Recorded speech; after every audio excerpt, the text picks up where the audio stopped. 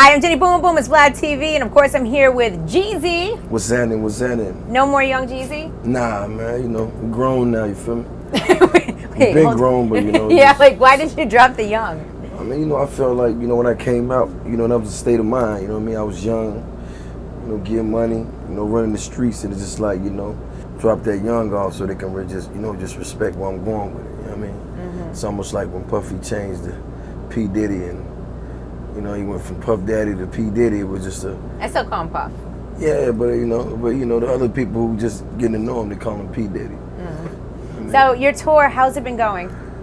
It's sold out. You're sold out tonight. Yeah, I mean, it's been sold out every night. I mean, but this is what I do though. Like I like, you know what I'm saying? I like the big tours. You know, 20,000, 30,000 a night, 20, 30, and 30,000 seaters. But you know, this is obviously what I like to do. Like it feels more like a club vibe. It's intimate, like it's real. You feel what I'm saying? Like you get a chance to talk to all the fans and all the people who's really been around with you since day one. So it feels like a celebration more than a rap concert. You know what I'm saying? Yeah. What made you decide to play these smaller venues? I mean, it's intimate. It feels like, you know what I'm saying? Like you feel it in the air. You know, the city's excited when you hear here, and you got all the streets in one place.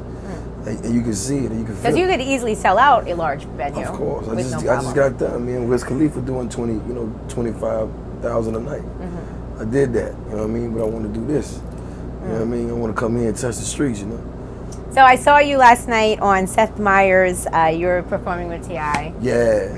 Y'all performed G shit. Yeah. So how was that? What was the experience like? I mean, you know, after a couple shots of Avion, yeah. I mean, you know, we just went out there and had a good time. You know, Tip, like, you know, my brother, you know what I mean? So when we do stuff, it's really just fun, you know what I mean? It's I was going to ask you work. that because you guys, you know, obviously, you know, create together and all of that, but no question. Why is it that you decide to work with T.I.? Like, what makes you want to? Well, I tell, it's been 7 years, so I can tell the story.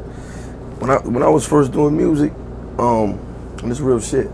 When I was first doing music, getting into the music game, you know, Tip was already established. He was probably 3-4 albums in. And, you know, I was a young kid coming up, driving Lamborghinis, Ferraris, and, you know, walking around with millions of dollars worth of jewelry on. And, no, it's real shit. I know. And that's why I'm like. And I was recording in Patchworks. And, you know, I was doing a lot of things in Patchworks, you know what I mean, while I was recording. And, Tip came in one day and, you know, we was in there, you know, recording, doing our thing, but I had a lot of other things going on too. Mm-hmm. And I think he kind of peeped what was going on, and he kind of pulled me to the side and he was like, yo, Jeezy, you know you can't do both. And I was like, you bullshitting, like you doing both, right? Because I still thought they was in the streets, you see what I'm saying? Right. I didn't know, I'm just going about, you know, the perception.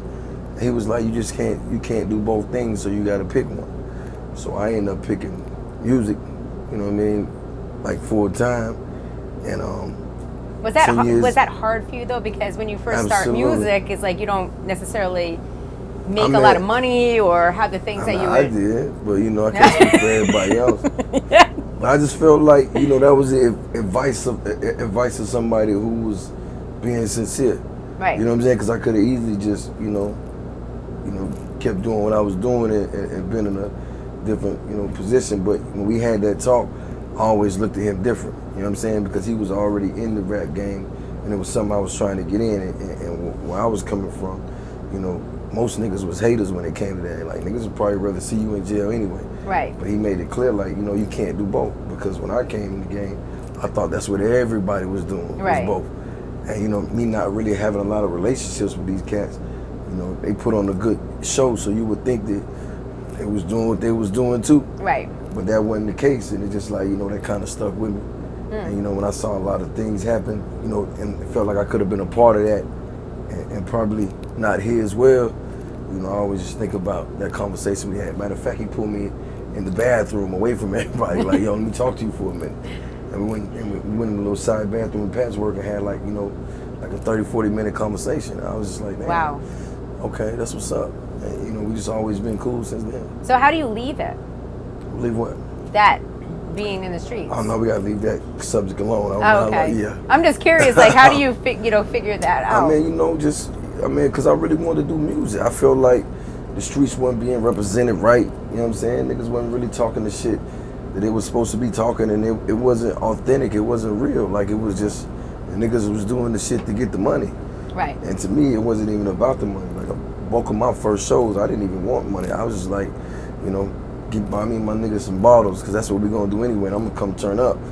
But it was just like, I just feel like the struggle, the grind, you know what I'm saying, the culture, it just wasn't being represented for real. It was more so like some fugazi shit, you know what I'm saying? It was like rap in real life. Right. It's like you got these people that can get in the studio and make these good songs, but then when you see them, they ain't like that.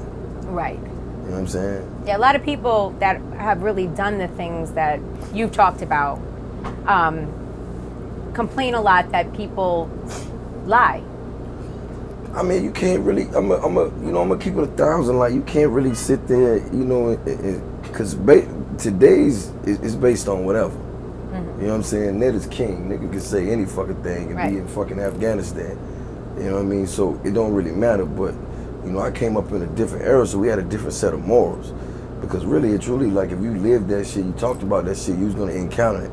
Like, so if you out and you moving around, like when I was out doing shows, like my career first started off, I can't tell you the number of shootouts and people got shot and shit that I was involved in, and it was like everyday life. You know what I mean? It was like, it didn't phase you. It didn't phase you. It was like, shit, nigga just got shot up the street, wouldn't matter. But now it's just different. So when things happen and the internet get a hold to it, they just look at it different because they don't see us like that.